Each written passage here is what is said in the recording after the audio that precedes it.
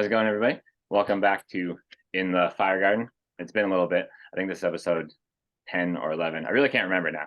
But the new episode here with Luke Johnson, and then talk about his new book, Quiver. Luke helped me out by sending me an e-version, so I printed it out. So this is what the cover would look like. It's not in color, and it wouldn't be on these 8x11s. But this is what his first collection is called, Quiver, and it looks like that.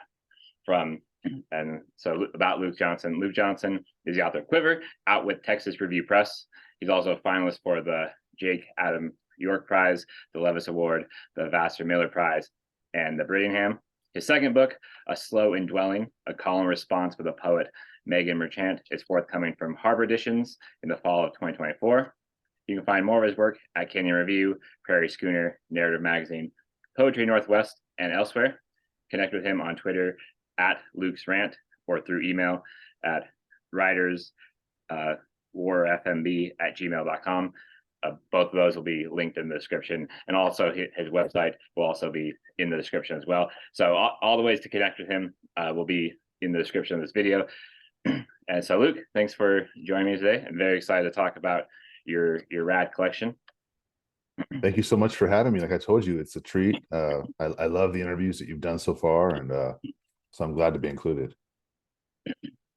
Yeah, and I was ecstatic when you got a collection. I know I don't want to say finally because you're young and everything, but it feels like finally because you've been in. Because I've been following you because we follow each other on Twitter, and I've been keeping up with all your poems that have been everywhere. So when you got a collection, I was like, oh, finally that's a fair response. Yeah, that all these things are going to be collected because you've been like I just read out everywhere.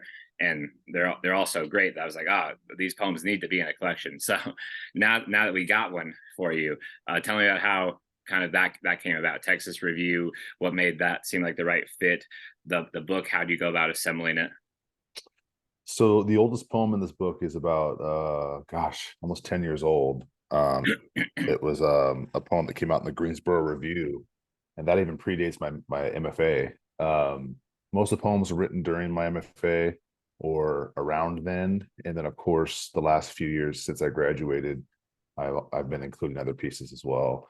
So it's been a long time coming. I mean, you're not the only person who said finally. I think I've said finally about 5,000 times. The book, as you read in my bio, was a bridesmaid quite a few times with some pretty nice prizes. And at the end of the day, it's nice to be a finalist, but your book's still not published. So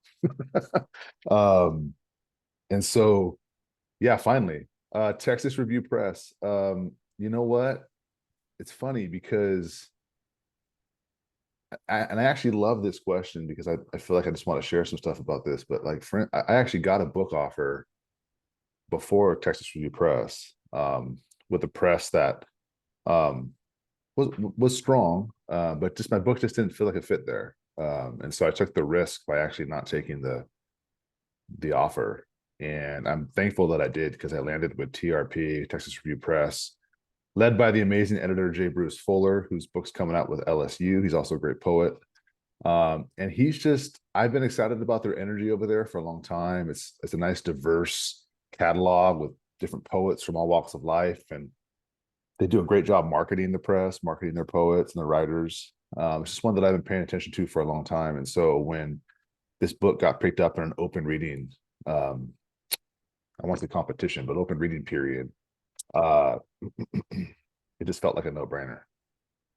Yeah, that's awesome because I know a couple of people that have some stuff forthcoming from TRP, and their catalog is strong, like you said before that, and it's definitely getting a lot stronger with stuff coming out now. That's very cool that you follow your gut to kind of resist the from one place. That's very interesting. It's risky. It's funny because that's the first time I've actually ever shared that, really. I mean, I have a couple of friends who know. And I think I've always feared sharing that, but because I don't want to sound arrogant or I'm not appreciative. But I also think it's important that poets might talk a little more about that, because sometimes, we get such a small sliver of the publishing industry that sometimes I think we can, out of desperation, just leap towards the first thing. And I'm not saying anything negative about that, but I think sometimes it's good to be patient and to wait for a press that you know is going to market your book, love your book, or books, you know. So yeah, it feels good to actually kind of say that because I haven't really shared that much.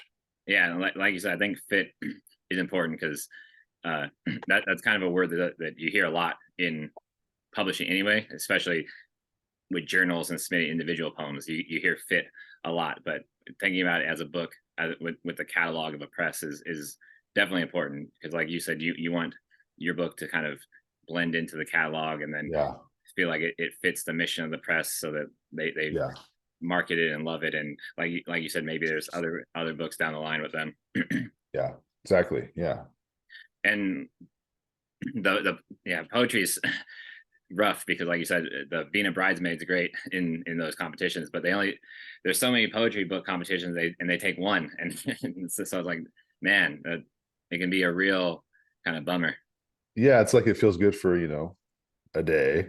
And you feel I guess being a finalist for these prizes is nice because it inspires you to kind of keep going. So I guess in that sense it pays for the experience of it all. But yeah, at the end of the day, like your book is still unpublished.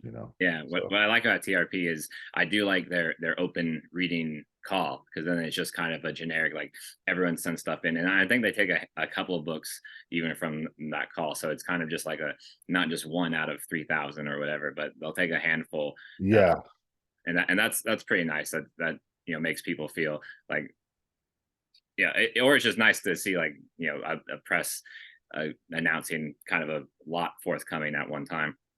yeah. And I also feel like here we are getting off now on this rant, but I think it's important that we talk about it. I think we get trapped in the awards culture too. And TRP has awards, so I'm not like trashing, people who want to get a prize or I mean, I did it for a couple of years. I was working that circuit, but um, I've been encouraging like a lot of my friends who are talented poets to look for those open reading periods with different presses. At the end of the day, like you said, I think my book was one of five or one of 4 or 5 that was picked up out of like 3 or 4 thousand submissions, and so I feel like in a sense I kind of won a prize. Yeah, You know what I mean? It's like so I've been joking with my friends saying I won the open competition prize, or the open reading prize, and so yeah, just finding a way to like get your book in with any press that you feel like is a real fit. Just do whatever you can. It's like if it's an open reading period, if it's even hitting up an editor, and I mean the worst they can tell you is no, or just ignore your email. yeah, I mean just whatever it is, if there's a press that you feel like fits your book, go for it and just find a way to get that in front of that editor. You know, yeah. I like that.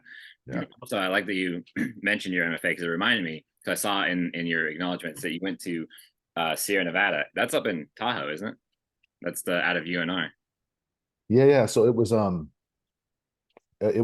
like its own university for a while, its own little private school up there in Yeah, Tahoe. And then recently last year, Nevada Reno, which is always there's always been this relationship between the two schools. I think like a lot of the teachers have taught at UNR and they also would teach at the MFA. And so it was kind of natural once it actually kind of made sense once it happened. But yeah, UNR ended up assimilating them into their university. And the campus is still in a beautiful part of Tahoe, but now it's considered UNR. So yeah.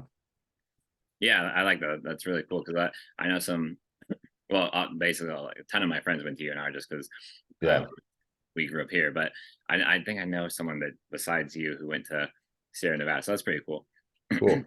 About Quiver, some great blurbs in here from Patricia Smith, Matt Rasmussen, Ellen Boss. I was wondering about like some poetic influences of yours that you think really helped shape you, and this collection in particular. Yeah. So it's funny. Again, a great question. Because I just love talking about lineage and um, I kind of I've been inspired and I think shaped by poets' small walks of life. It's just this quilt of different voices. So like I think you can get a feel for that in those I wanted to blurb my book. I wanted to have this representation from all these different people. So Yeah, I mean, I consider myself a Fresno school guy, kind of a fringe Fresno school guy. So Larry Levis and Phil Levine and Bridget McGee Kelly's oftentimes associated with that school. And I've always kind of called myself a fringe Fresno school poet, but if I had to relate to one school, it's probably that. But yeah, like so many poets have shaped me over the years. Ted Kooser, Patrick Phillips, Sharon Olds' early work, Terrence Hayes's early work. Um, I love the poet Timothy Liu, based out of New York City. He writes some great dark stuff. Patricia Smith, of course, who I got to study with. Early William Williams. I mean, when I was early on, it was William Williams. I loved his sparseness. Charles Simic, who passed away about a year or two ago. So yeah, man, a chorus of voices have really kind of shaped me as a poet. And then I was lucky because when I went to Sierra Nevada College, it was called at the time. Um, like I said, I studied with Patricia Smith. I studied with Lee Herrick, who's a Fresno poet. Brian Turner. I studied with John Mario. I mean, he was fantastic. So I've even in school, I had this kind of nice chorus of voices who spoke into my work. Yeah, and that's I like that you like talking about lineage because that's in good because I mean not good, but you lineage is such a powerful concept in the book as well that I have quite a few questions about. But I figured before we kind of dive specifically into the book, maybe you'd be interested Yeah, in reading a couple of things from the book to kind sure. of kick us off there.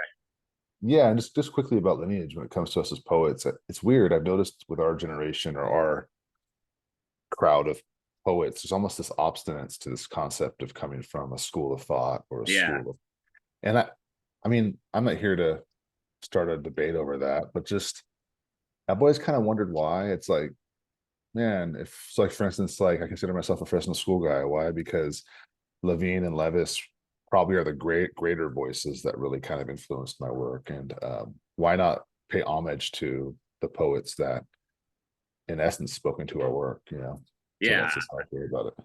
I'm a big fan of lineage and kind of acknowledging that and certainly acknowledge roots of poets I think kind of shaped me as well. I mean, starting out, I feel like I maybe resisted them being young, but then you kind of I feel like you turn into it kind of as you mature, or Yeah, hopefully, because I feel like it to a degree certainly makes you better and stronger if you stop kind of resisting so much the right, your right. shaping influences. Yeah, yeah. Would you like me to read a couple poems? You said. Yeah, yeah. Whichever ones strike you. Okay. Well, we're talking about lineage, so I guess there is a lot of lineage in the book, a lot of um, or concepts around lineage. So, I can begin with a poem called Numbers 14:18, uh, which is an older piece. It was published in Tinderbox, and it's a scriptural reference that the scripture is essentially the sins of the father will affect the third and the fourth generation. And so there's this idea of lineage through the poem. Numbers 14:18. I've never told you how my father tied a drunk man to a chair and snapped the first four fingers on his left hand. How the moon, a sickle soaked in milk, hung center the window cracked from frantic birds, and how the man, his dad, howled like a stray in the hills. The boys bragged of maiming. You might be wondering what happened to the fifth finger, his thumb, and whether it stayed straight or faced a similar form of fracture, but none of that matters. In the time it'd take to detail a thumb pried loose, I could move from the shed to the house, a quarter mile north, where my Nana swirls thyme and soup and sways her hips to Stevie Wonder, John Prine. How can she dance when the dead crawl inside? How could she dance with a body branded, owned by a beast, a belt that blooms the tremors? Believe when I tell you the fifth was spared, that my father ran out of brandy, out of spite, stopped soothing with brass, thought light, and stepped out, deeply hidden, an animal crazed for water, that he found in his search an oasis, and there lapped stars until shame clotted, concealed, spread like mange, and swallowed him. Sometimes that's all that it takes. One taste, one, for Deadwind to enter and eat the insides of a boy, of a boy, of a boy, of a boy, of a boy, of a boy, of a boy.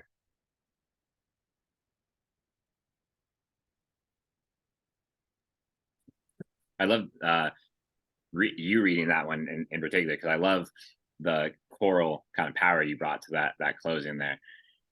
Because when I read it, I was kind of getting that too, that kind of like that kind of chorus power, but to hear you read it because you have such a great reading voice too, you really Thank brought you. out like a real intense power in that those closing repetitions. I like that. Yeah, I remember when I wrote that poem, that the reason I read that poem was because I've considered that piece integral to I think my growth as a poet. It does two things. It pushes through that fourth wall they talk about, where I began to realize I had authority in my poems, where I could address the reader as this kind of storyteller and take the reader along with the speaker, the those involved in the story. And so that piece played a lot, I think, into the book's sort of evolution. And then also yeah, that end was probably one of the first times I think I took a real risk with an end of a poem, where I just wanted exactly what you said. I wanted that third and that fourth generation to be heard in those echoes. So yeah. I'm glad you use the word storyteller because I actually have a question that I'll save it, but it's about because I thought of you as a storyteller as well. So I'm I'm glad that I was kind of on the mark there. Then so I'll ask that down the line. But it's like, oh yeah, I definitely feel like I got a good sense then that because I'm glad you think of yourself as a storyteller because what I love is the stories in these poems. Yeah.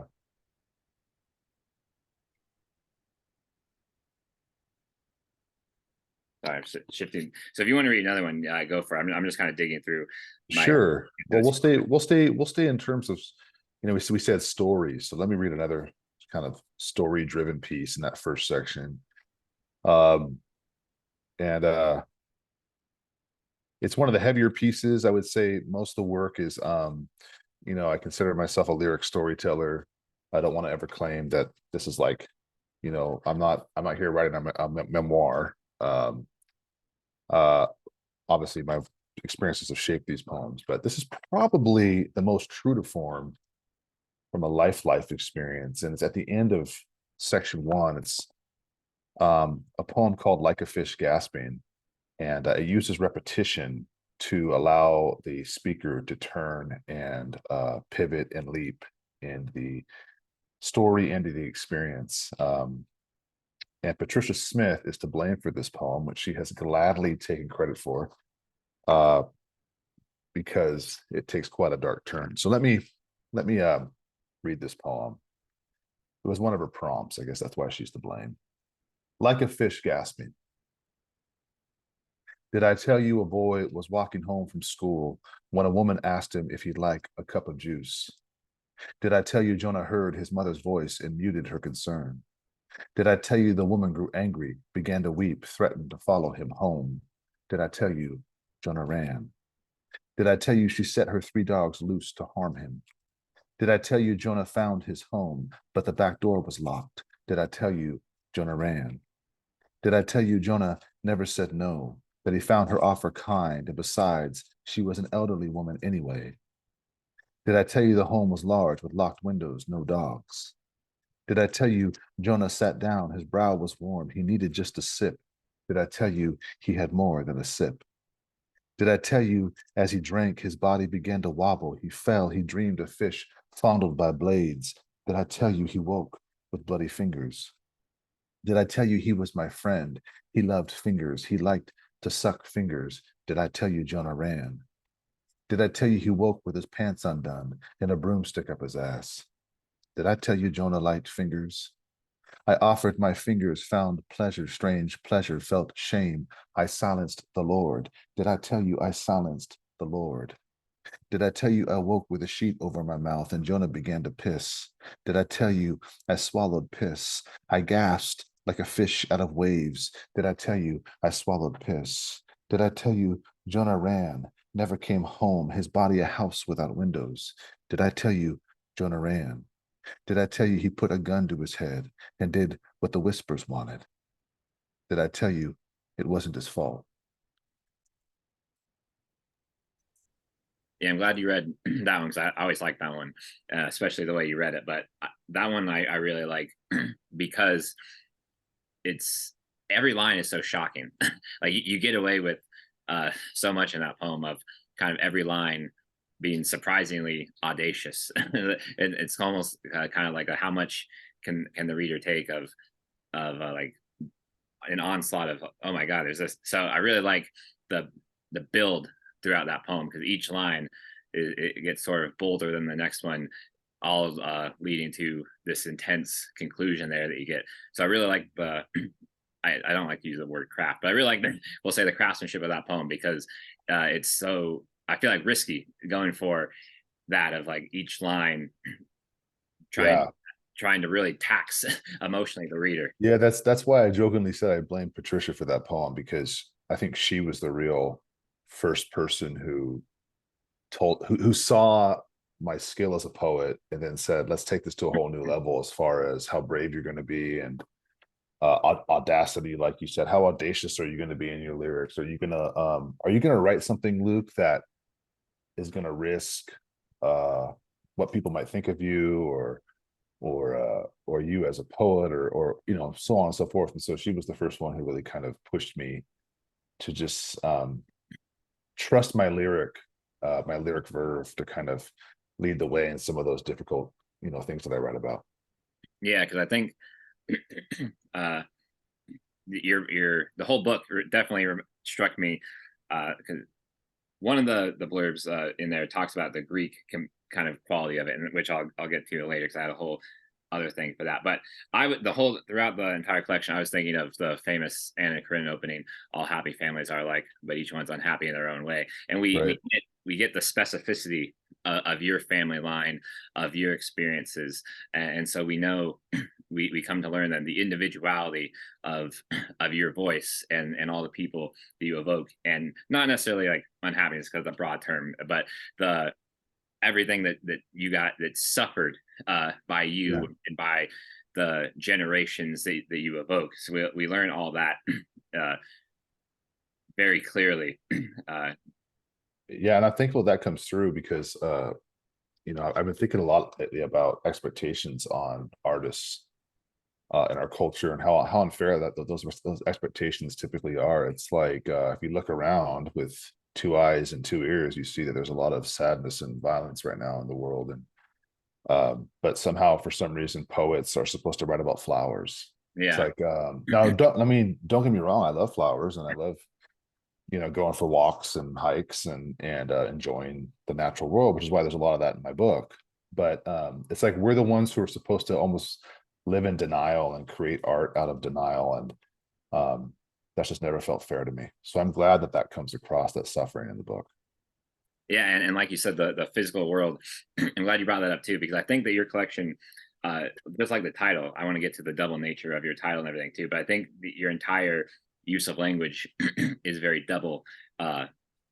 And that it's very your collection is so intensely image heavy that I loved it. It's very dense with the physical qualities of the world, with its scenic power. Almost you're almost like a novelist in that kind of way, where you conjure up a scene, but you also have all the emotive power of poetry. But we're always in the place where where you start the episode or the memory, and I really love that. So because you employ all these physical words, but each word while conjuring the thing it is, you also have its imbue it with its figurations, whether it's a symbol or it's a metaphor for something. So your objects, your images, they're always two things. They're themselves, they help you convey the mood and the scene of your story, but then they're also doing all that emotive work for us behind the scenes.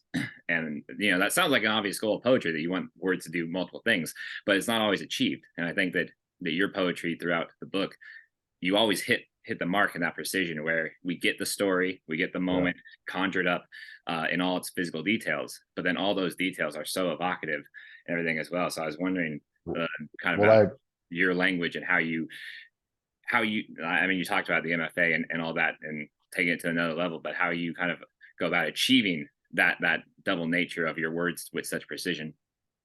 Well, I think, well, that's a great question. I think, so the first thing I can say is, I grew up loving sound, and I grew up in a house of music, and so I grew up listening to a lot of the great storytellers slash musicians, the Stones and Al Green and Emmylou Harris and John Prine, and all these great artists, Bonnie Raitt. I'll stop. I could probably keep going, but and so I grew up with this ear for sonic, for sounds, and so like I remember as a kid listening to like cars pass with a sleet of tires, and then I remember being like only like 7 or 8 years old, and I started taking the stick and brushed it against a rake, and I was just captivated by the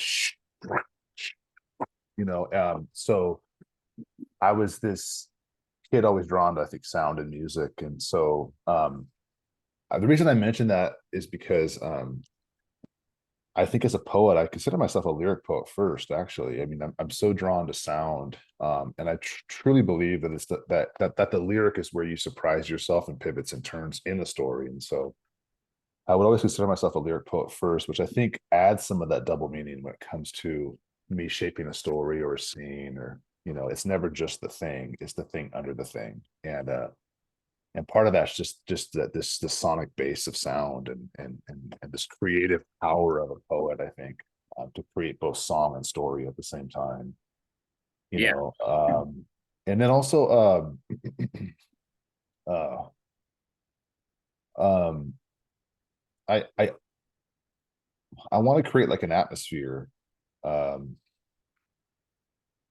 like I'm thinking about the musician Bon Iver, um, and how he's able to create this sort of atmospheric experience as a musician. I'm thinking about, I love movies. I'm a big movie guy, and I love like the movie house experience and all the sensations of both the experience of sitting with a friend and eating candy and popcorn and soda while you're watching this incredible piece of art, and how that creates in essence this atmosphere, this mood of many moods. And so I think my poetry is always trying to achieve sort of that, the same thing that some of the great musicians do, and also some of the great filmmakers do, that sort of atmosphere, the atmospheric quality of their art. I think that's what my poetry is always trying to aim to do as well. So Yeah, I love that you brought up music, because definitely there's that sonic quality to your poems. I like that you kind of see yourself not just coming from a tradition of poetry, but a tradition of music, because I always think of myself as, before I latched on to any poet, I consider myself in the school of Bob Dylan. That was my guy wow. all through middle school. Like mostly because I was in a band and everything, so I was consider myself a musician before getting into all that and Yeah. wrote songs. But yeah, I think like you said, you get into that kind of narrative songwriting lyrical thing, and it kind of stays with you. Yeah, and I think it's like you know I don't know. I mean, I guess every poet gets to define what they want to do, but I'm thinking to myself, if I want to affect people, and so what better way than to create an atmosphere that conjures images and sound in a way where they're thinking about it forever, for days, or to me, that's quite an accomplishment as a poet, specifically because we don't get to have a film with actual images on a screen, or we're not actually getting to slap a bass or play a guitar riff. We're having to do it all with words. And so um it's like if I can accomplish that as a poet, I feel like I've done what I want to do. Yeah, and back to you being a storytelling poet, and in this particular collection, a family chronicler as well, like a historian, even in that, because one of your blurbs also evokes the Old Testament, which I think is also fitting in that kind of chronicling of generations as well. So there's a couple of things that were evoked that I want to go back to as well. But I'm not. It's not my ambition to be a categorizer of today's poetry, so I'll just kind of speak in an overgeneralization here, but a lot of it's kind of like confessional in a non sequitur kind of way, where things are almost like associative, and you got to do a lot of piecing together of meanings to kind of get kind of what the people are up to. Where abstraction in some camps it's kind of divided between a bad word and a not so bad of a word, but people kind of frown upon it when people are always trying to lecture people on how to write. So you have like that kind of style going on today. And not everybody, like I said, by and large, but you get a lot of that. But we have you, who's very story centric, where we have a starting point, and yeah, all the metaphors and everything take us through, on a journey. So it's not just like a straight linear beginning to end kind of thing. We go through all the kind of poetic routes of trying to, this means this, but it also means this, and everything like that. But nonetheless, we have kind of a clear beginning. Here's a memory that you start with, or a moment in time that we're going back to, and then you take us through that. So I was wondering, like, your style, you went your own way with it. You went in a very just Luke Johnson way, where you're gonna be lyrical but narrative. You're gonna tell the story of like your family and all this stuff, but you're gonna do it in a way that really stands out from what a lot of kind of writing is today, certainly in the way it's told. So I was wondering how you came to define that this is your style, this is what works for you. That's a great question. I don't want to answer that. Well, I'll just say it, and whatever. If someone watches this and they get mad at me, they can get mad at me. We'll talk about it. But we're all dying, and so I don't really have, now maybe this is coming from my life, and I have 3 kids and a daughter who's dealing with chronic illness, and so maybe this is my own life. But I'm already halfway through my life, and it's just blurred by, and I don't really have the time to read a poem and try and decode it for weeks. I hope it doesn't come off dismissive, but if it does, I'm sorry. I just don't have time for that. So for me, I'm trying to write poems that, like, I don't want to say I don't want to say are reader friendly, but are like, one of the greatest compliments I got recently was from a friend of my mother's, who actually purchased my book, and she's not a poet, and she's not a reader, even really a reader of poems, but she was texting me because she was reading my book, and she actually was like, maybe not grasping all of it, because if you're not a poet, you don't read a lot of poems, it's hard to always fully get all the meanings of things, but she was actually in the world of my book, and like asking me questions about what I was doing here and doing there. And I thought, damn, this is cool. Like I have, poets like yourself who I love and read. And then I have other poets, and they're into the work. And then I also have these non-poets, or these working class people that are reading my book and are able, like you said, able to be somewhere in the story, somewhere at least, and feeling some footing somewhere, and experiencing these stories, and enjoying the lyrical sonic quality of them as well. And so did I answer your question?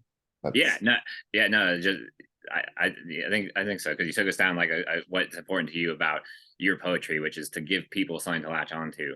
Well, I just feel like okay, like, we live in a violent culture, and there's people dying from nuts who want to blow people away in a coffee shop, or in a whatever. It's like I just feel like, if I can't give you something, and whatever time you're going to invest in my work, then what am I doing? That's just how I feel about it. And so, like, I guess what I'm saying is, I value people's time. If they're going to invest time into my work, then I want them to at least be able to live somewhat in the world of my poems, without having to spend weeks trying to decode what exactly I'm trying to say. I guess what I'm saying is, I want to be more accessible than inaccessible. Yeah, I like that. I think that the drive of all storytellers is to be accessible. Right away, and then of course give people feelings that they linger onto, but the urgency to say what you want to say. And I think you definitely have that storyteller's urgency that comes across so powerfully in the book as well. I think it was in One Art, the online poetry journal, that you published a suite called Memory, if I'm remembering that right. Yeah. That's not in here, but in this collection, but I was thinking back to that suite because I remember reading it and really liking that suite. And I was thinking like, oh, memory's such an important concept to this collection as well. Being a storyteller or telling stories of this and chronicling kind of your family.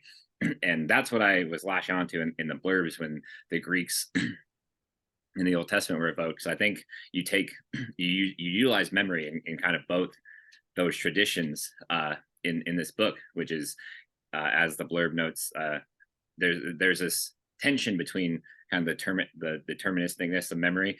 You like worrying that the family cycle of violence and everything is going to be doomed to repeat itself, but then you have the kind of biblical prophesizing that you do as a poet in these poems where you're warning against that violence, you're warning against that cycle, you're calling out to free yourself from that chain of kind of unhappiness or trauma and all these things. I really like the tension that memory serves in there, because it's both something to fear, but then both something that can allow you to free yourself and your family from essentially your family and from time. So I was wondering essentially like how important are, because you talked about a bunch of poets who are really important to you, but then of course you evoke the Bible a ton, and of course given the kind of the ruralness of your poems, the Bible, even if people don't maintain like a sense of belief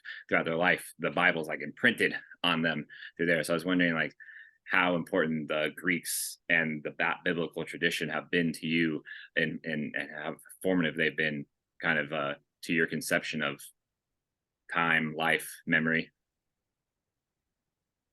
Wow. Well, I um yeah, wow. I did grow up in a really kind of cool, weird, hippie congregation of evangelicals, actually, till about the age of, gosh, about 17 or 18. Um, and it was just this hippie group of people who found Jesus on the beach and created this church, and but never lost that 60s and 70s kind of freedom to themselves. So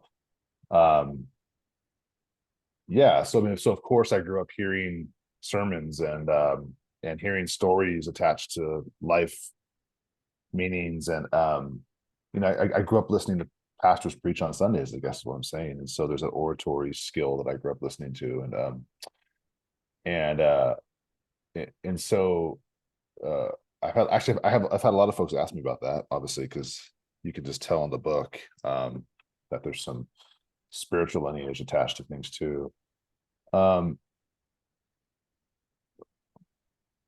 I don't quite know where God fits into all that, I think maybe I think that there's an aspect of salvation in my poems, but maybe not from a classic concept of salvation. But like, I think that when you get to the end of the book, and there's now the speaker's now become a father, and so obviously he's overcome, the first 2/3 of the book. That in a sense of salvation, and then he's able to begin to sort of create this new root stock or this new belief system with his kids that is free from the trauma of the first 2/3 of the book. And so and then my second book is going to kind of go more into that direction as well. So trying to answer that question, it's a big one, but so I do think that God plays a role in probably, or concepts of God or religion, um definitely in the book and in my poems. I think I'm thinking about a lot of different things. I am thinking about, salvation and what a salvation look like, for situations, and these larger concepts that I think I grew up with, and I'm thinking of them, um, and their duality, I think, and things like that. So I Yeah, hope that answers some of that. yeah, I like that, because sermon, that was the word that maybe I didn't key in on, but your poems definitely have because I was thinking of like they have a prophetic power, but I think that comes from their sermony sort of drive, where you have that, like you said, powerful oratory skill, and so then of course you can lay things out in that sort of oratory. Yeah, And you know what? And you know what's cool is so I guess not. This is probably getting us closer to the answer of what you're asking. Is there's this marrying that happened in my life where I grew up in the church and I'm thinking these big concepts, right? It has to do with like my spiritual upbringing, and then poetry came into my life, and there was this braiding, and it's like I grew up listening to these incredible reverends give these sermons, with such passion, to groups of people, and to see people be moved by that, and then but really it was poetry. Really, it was great poets like Larry Levis who I think released what you're describing, that oratory, even deeper in me. Because I went once I read Levis, I went, holy crap, like that's a master, because there's an oratory storytelling that he does, and he basically tells you where he's going to take you, but then you still go. And if that's not pastoral, I don't know what is, so I like the history of the kind of idiosyncraticness of the church that you particularly grew up on. It's these hippies with their own sort of stance, but they're evangelical in a way. right. So I think that creates that upbringing established like this kind of paradox that is foundational in your book, because you have a poem title "As the Body Breaks as Whole," which also serves as the first line of that poem. And I think that's perfectly fitting because it kind of espouses the principle of the entire book, that we're stronger in the broken places, like Hemingway said. But I think that also fits with your use of light and dark in the book, because I think we get the sense as readers that through your own experiences and your discoveries and the wisdom that you're kind of teaching throughout the book, is that we get to see ourselves best in the dark, or we're most illuminated after in the dark, and or some variations of that, where sometimes what's worst is done openly in the light, but the darkness can be the most revealing as well, where sometimes the good is done in dark, and so you have this kind of paradoxical power to there, where the darkness isn't something necessary to fear, but it's something that can also be very illuminating spiritually, whatever kind of spirituality means to each kind of person. But like you said, there's that salvific quality of darkness that you go through as the poem, as the speaker, to come out the other side, like you said in part 4, when you become a father and everything. I think that's very powerful in here, and I think that knowing about that commune that you were kind of in, for lack of a better word, really helps kind of me think about that much clearer. Yeah.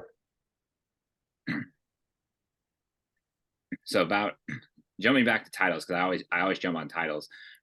I really love that you chose Quiver as the title of this, because it's the closing poem, but it's also a word that you use a lot, and not necessarily a lot, but you employ in other poems as well. And I think it's apt because it's a great image, but it's also a gesture where it can be like kind of anticipatory of something to fear, like you're quivering in fear, but we can also quiver in anticipation of something good. But it's also a receptacle, in this case, of memories and everything.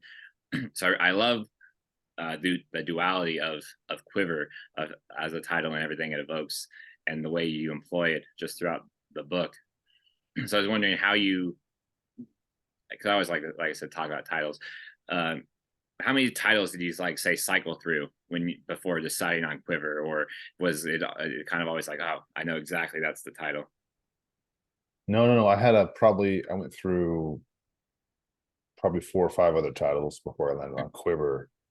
And some of them I liked, I thought, okay, this kind of works. And it would have worked for the book. I think it would have been fine. But it just wasn't, these titles I had weren't evoking this sort of that quality you're describing, that sort of well, it wasn't making a person quiver. And I felt like the book was both a prophetic telling or there's an expectation in the book of doom, obviously with salvific qualities attached to it. And so I felt like these titles weren't giving you that feeling. And then all of a sudden one day, I mean, it really sound not to make it sound too like woo-woo, but I was just like sitting on my couch and thought, man, none of these titles are working. and I just thought of that word, and I just and like you said, I loved the aspect of it as far as all the meanings of quiver, but I also did love the fact that a quiver is a physical material used with a bow and arrow. And I loved that because I see this book in the sense as an homage to boyhood. I want boys to be celebrated in their brutality and tenderness and the like, and not just seen as brutal entities that want to destroy things. And so I did love that part of the title quiver as well. Even though oftentimes, obviously, I use the word in the other sense, like you described, but I did love that it has this meaning that's attached to boyhood, because I really want to make it like I've made that really clear in talking with other folks about the book. This really is an homage to boys in our complexities. Yeah, I love that because I think that actually uh, fits with this question that I had, because you pose a dilemma. That's one of your poems, a dilemma. But there's two kind of mere or complementary images in here. So I'm just going to read dilemma real quick if you don't mind, because then it'll like open this. A dilemma. If you feel a voice like a leech in your throat, and that voice is your drowned brothers, and from it you hear, come closer, for I feel at dusk, where every spring a single cardinal drops from pines to paint the dark, its plume a flash of fire. Do you recede into the swelling blur to offer back the bird, or torch it over the fertile earth to feed a dormant flower? So one, I love that poem, and I love that it's a single sentence, but yet it's two questions, or it's a choice. Because I think, like you said, this book is about boys, and in a way celebrating that complexity and everything about them, which it can be both violent but also nurturing. Because there's two moments in this book, I can't find them right now because my notes are everywhere in here, but there's a moment in one of the poems, it's somewhere around dilemma, where you mention like your son swung at a bird with a bat in there, and then there's a poem in the back where I can't quite remember the setup, but I think you see a bird get hit by a car, and you run over to it to try to like resuscitate it.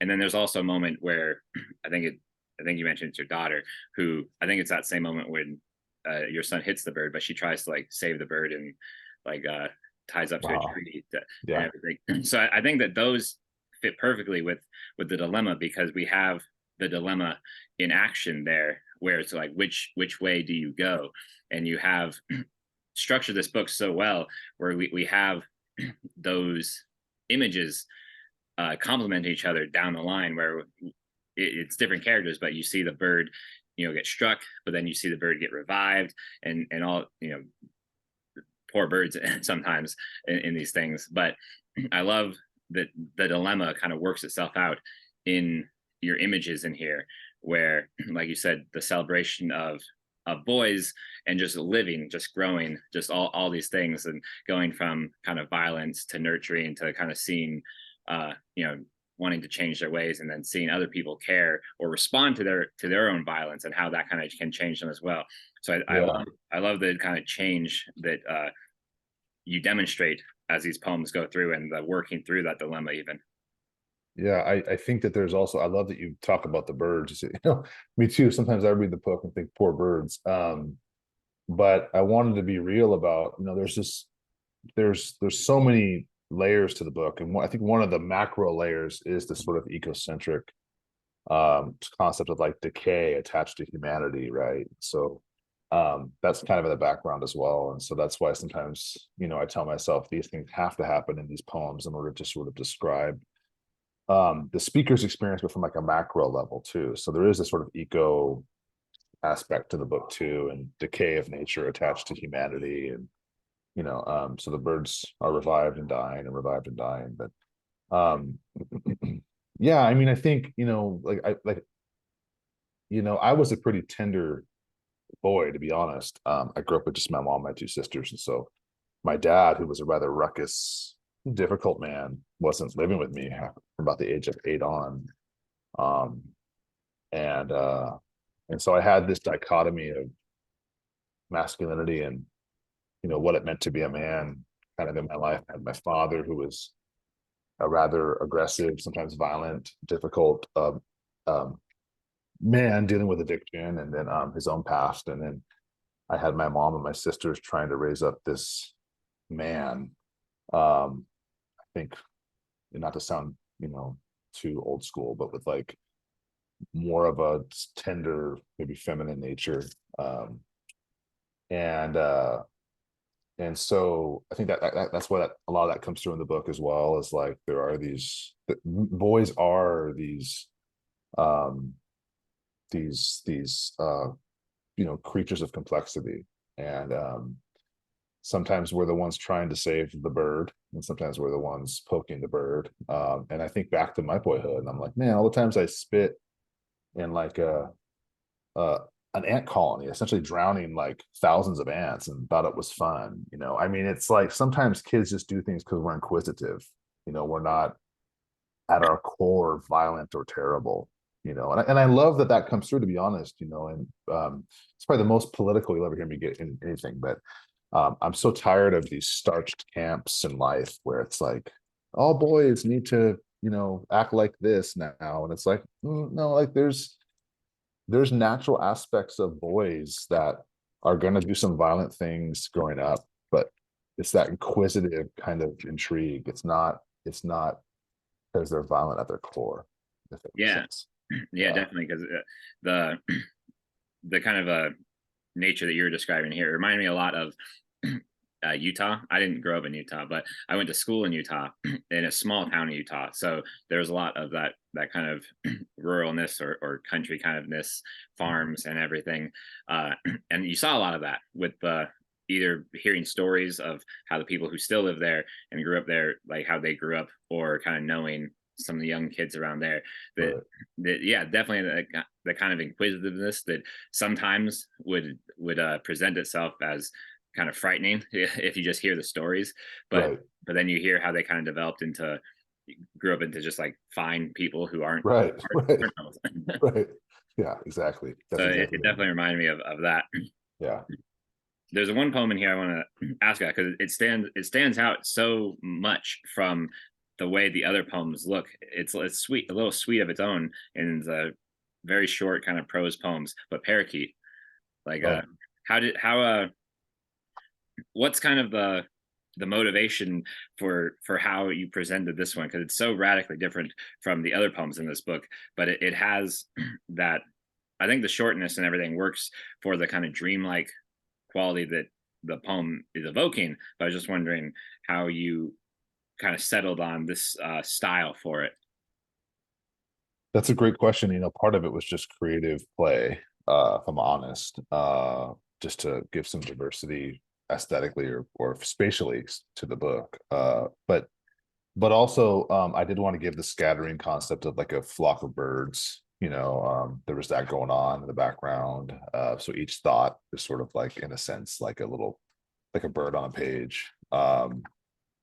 Which is why they're all hovering up above. I had somebody ask me that question, and that was why I kept them all in the same kind of spot on the page, was just the sense of hovering or flying. And I also think that when I first wrote the poem, it was actually one poem, um, just one typical kind of classic poem, and it worked. But there were such extensive leaps in time or in thought, which is what you see now on the separate pages, that even as a poet who loves to leap and loves pivots, it felt a little distant, or a little too much of a leap, I guess, for each section. And so uh I felt like I should allow each piece to kind of, in a sense, be its own little prose poem. But obviously they all, with them all interconnecting under that same title, and then kind of come into that closing piece or section that kind of sews up a lot of the energy of the whole piece. Yeah, I love that. So I'll get you out of here on this if you want to read a closing poem for us real quick. Sure. I mean, there's a lot I could read here. Maybe I'll read one of the later ones, when the just to give folks who are listening a chance to hear some of the more paternal pieces from the speaker. Um, and I think I'll read the last poem, which is just this sort of. I think it closes. It's when you read the book as a whole, it's like the end cap to the book, and it's got everything going on that we're describing, and then it ends with this sort of urgent call from the father to this to the new son, so to speak. So I'll read that one, and it's in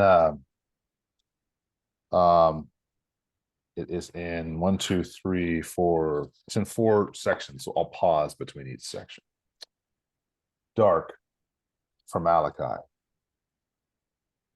If you come to where the thorny pears grow along the one-way road and crouch beneath the sticky shade that draws out spiders and wasps and children playing chase in the dying light, you'll witness, if lucky, the buck my father failed to shoot sip from fading streams and freeze when salt winds finger oaks that pearl loose supple flowers.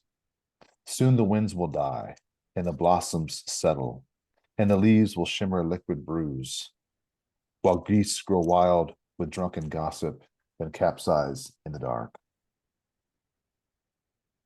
As a boy, I placed my palm on the belly of a drowned mare and marveled as meat wasps entered its eyes to thrum with frenzied feast. I thought of my mother, shoeless, shifting the reeds, the rasp of her call as she chased a child who moved through darkening mirrors. I held my brother's name in my throat and hid at night when woken by birds milling around the attic. My mother liked to tell me they were angels swapping nightly news, their heavy wings of light. And if I craned my head and listened real closely, I could hear them swivel sugar and tea and snort when falling asleep. In the steady dark, the crickets crack the quiet with their calloused acoustics, and you were thinking now of loss.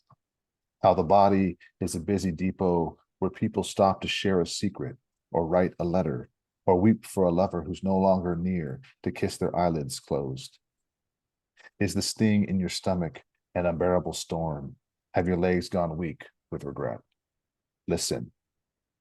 If you climb the eucalyptus by the ghost house and sit on the high branch studying robins, you'll watch the mother come at dusk to feed her babies and float above their mouths. They will cock their heads and cry until the mother stops to fall asleep, one eye guarding the nest. Your hands will itch to squeeze, my son, snap their necks and be done with it. But I'm warning you not to. You will play that image again and again, and your hands will fill with want again and again. And for 40 years, you'll feel her hover, asking for the dead. Oh, fantastic. I love that poem. I love the angels swiveling sugar in their tea and the eucalyptics by the ghost house. So many great moments in that poem by itself.